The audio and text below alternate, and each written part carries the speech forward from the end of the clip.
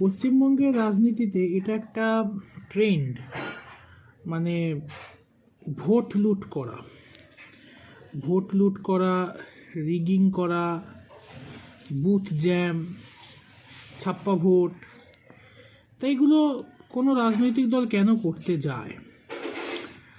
আসলে কোনো স্টুডেন্ট যদি সারা বছর লেখাপড়া না করে তাহলে সে পরীক্ষার সময় কি করবে? সে টুকলিবাজি করবে, চোতা নিয়ে যাবে। ঠিক সেই রকমই এই যে সকল রাজনৈতিক দল এরকম ভোট লুট করে, তার মানে এটা বুঝে নিতে হবে যে এই রাজনৈতিক দলটি সারা বছর কোনো রকম কাজ করে না।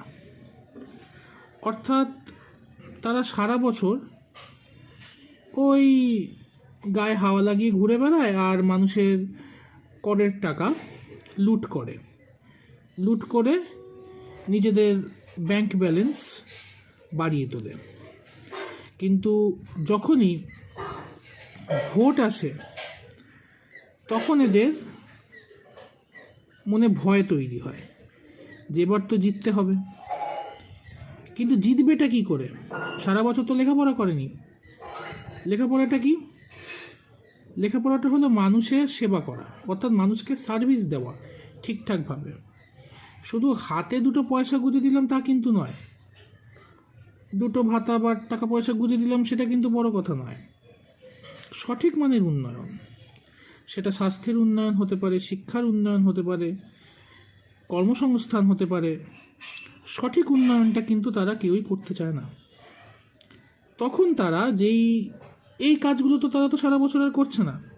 সারা বছর দুর্নীতির অভিযোগ, তার উপর আদালত, এবং আদালতে যারা যে সকল অ্যাডভোকেট দাঁড়াচ্ছে তাদের পেছনে প্রচুর টাকা গোঁজা হয়, এবং সেই টাকাগুলো তো জনগণেরই তো করের টাকা।